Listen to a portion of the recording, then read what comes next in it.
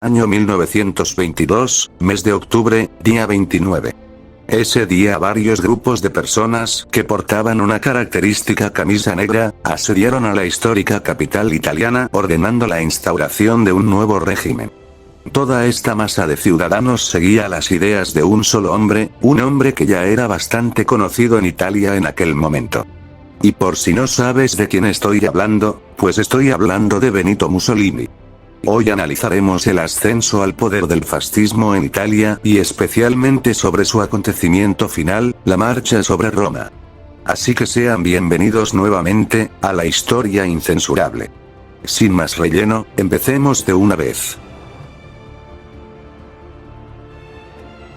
Después de la Primera Guerra Mundial, Italia estuvo dentro del bando ganador, pero había ocurrido algo, y ese algo era que los territorios obtenidos eran demasiado poco, únicamente obtuvieron Tirol del Sur e Istria, pero también se les habían prometido territorios en la costa de Dalmacia, y estos territorios en Turquía, pero en lugar de que se los dieran a ellos, Dalmacia fue a parar al reino de los serbios, croatas y eslovenos, mientras que los territorios turcos pues obviamente terminaron en Turquía, ni modo que se los dieran a mi tío Nacho, y todo esto hizo enojar muchísimo a los italianos, tanto así que este evento es conocido como la Vittoria Mutilata, o la victoria mutilada en español. Pero no solo era eso, sino que Italia había perdido a miles de hombres en el conflicto, la economía estaba casi en la ruina, el desempleo estaba por las nubes, la inflación estaba en niveles venezolanos por así decirlo, y la estabilidad social era casi inexistente. Y este último factor es el más importante, ya que cuando existe una gran inestabilidad, también hay un caldo de cultivo perfecto para el nacimiento de nuevos líderes e ideologías que intentarán tomar el poder. En este caso tenemos a tres ideologías principales: los liberales que abogaban por mantener o reformar ligeramente el sistema político italiano, los comunistas que querían hacer una revolución similar a la ocurrida en Rusia, y los fascistas liderados por Benito el Calvito Mussolini. Aunque las mayores disputas se llegaron a dar entre los dos últimos, de hecho en Italia se conoce a los años 1919 y 1920 bajo el título de el Bienio Rojo, esto debido a la enorme cantidad de huelgas obreras y campesinas que hubo en ese transcurso de tiempo, y todo esto provocó que existiera un gran temor entre la clase media y alta, y los sectores más tradicionales y conservadores de la bota itálica. Y es aquí donde el Calvito Mussolini entra en el juego. Resulta que el susodicho formó el 23 de marzo de 1919, a una organización conocida como los Fasci Italiani di Combattimento, o por sus siglas, los FIC, que literalmente se traduce como Fasces Italianos de Combate, y esta era una mezcla de varias agrupaciones como el Partido Futurista Italiano, los Fascios de Acción Revolucionaria, y los Fascios de Acción Internacionalista, que hasta ese tiempo estas dos últimas eran de carácter socialista, pero después decidieron seguir a una nueva ideología, el fascismo. Pero en sí, ¿qué es el fascismo? Antes que nada, quiero adelantar que varias figuras políticas actuales como lo pueden ser, Donald Trump, Alice Weidel, Santiago Abascal, Geert Wilders, Javier Milei, Giorgia Meloni, etc., no son realmente fascistas como muchas personas dicen, y esto lo digo ya que actualmente el término fascista ha sido rebajado a un simple término peyorativo, dejando atrás el verdadero significado de esta palabra e ideología. El fascismo realmente lo podríamos definir bajo la siguiente cita del historiador italiano, Emilio Gentile.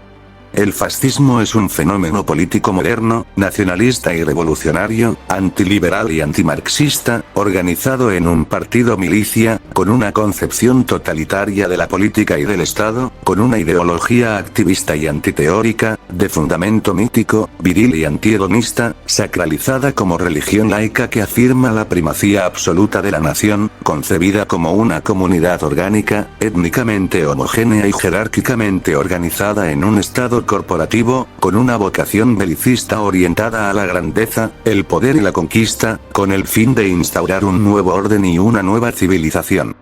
Pero hay otra cosa que quiero aclarar, y esa es que el fascismo no tiene orígenes completamente italianos como mucha gente piensa, ya que varias de sus influencias están en los escritos de intelectuales como Georges Sorel, Charles Maurras, y Maurice Barrés, todos estos siendo franceses.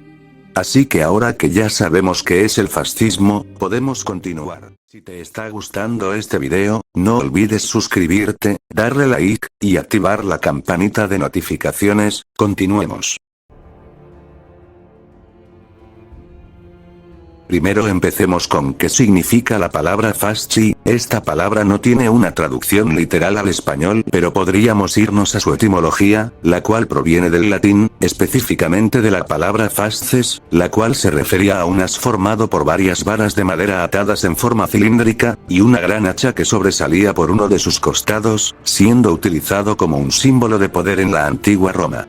Por lo tanto, también este instrumento antiguo fue utilizado como el símbolo por excelencia de la ideología, aunque actualmente el símbolo que se suele asociar con el fascismo es la esvástica, cosa la cual es extremadamente errónea, ya que el fascismo y el nacionalsocialismo son ideologías diferentes, aunque puedan parecer muy similares a simple vista. Y son diferentes debido a que el nacionalsocialismo cambia por completo el enfoque principal del fascismo, ya que en el fascismo este es la nación, mientras que el nacionalsocialismo le da un giro de 180 grados, cambiándolo por la raza, aunque bueno, este video no tiene como objetivo saber cuál es la diferencia entre nacionalsocialismo y fascismo, así que regresemos con el tema central del video. El FIC organizó a sus propias milicias partidarias, que serían denominadas como las Squadristi, o también como las Squadre d'Azione, o escuadras de acción en español. Estos grupos se caracterizaron por ir completamente vestidos de negro, naciendo de ahí el apodo por el que son más conocidos, es decir, los camisas negras. La función principal de ellos era la organización de enfrentamientos callejeros con grupos socialistas, sindicatos, ayuntamientos, autoridades, etc., teniendo su principal base de operaciones en la parte centro y norte del país y siendo también reconocidos por ser bastante violentos con sus enemigos. Incluso entre sus filas no tuvieron únicamente a partidarios fascistas o exmilitares, sino que también a verdaderos pandilleros que infundían el terror en las ciudades. Aún así, su ascenso al poder no se dio solo en las calles, sino que se dio también en las urnas que tanto odiaban, aunque no fue demasiado, ya que en el año 1919 participaron por primera vez en las elecciones y simplemente les fue horriblemente mal, ya que no obtuvieron ni un solo asiento en el Parlamento italiano. Pero en 1921, debido a la enorme inestabilidad política, el primer ministro, Giovanni Giolitti, llamó a elecciones anticipadas e incluyó a los FIC en los denominados como bloques nacionales, pactando con ellos únicamente para evitar que el socialismo se impusiera en las elecciones, pero los fascistas obtuvieron individualmente unos 36 escaños de 538, lo cual no es mucho pero era un avance importante para un partido relativamente nuevo. Sin embargo, aún así el socialismo logró obtener una ligera ventaja en las elecciones, e Ivano Bonomi fue elegido como primer ministro. Aunque fuera de las urnas, las FIC ya acumulaban cerca de 187.000 afiliados, que era bastante en comparación con la población en la península en aquel momento. Y esto último provocó que el ahora presidente de los bloques nacionales, el susodicho Giovanni Giolitti, intentara apaciguar a Mussolini, esto porque temía que las camisas negras acumularan demasiado poder, pero le salió mal, provocando que la alianza partidaria fuera tan estable como el Bolívar venezolano. ¡Ay! Mussolini, no hagas eso. No hagas eso, Mussolini.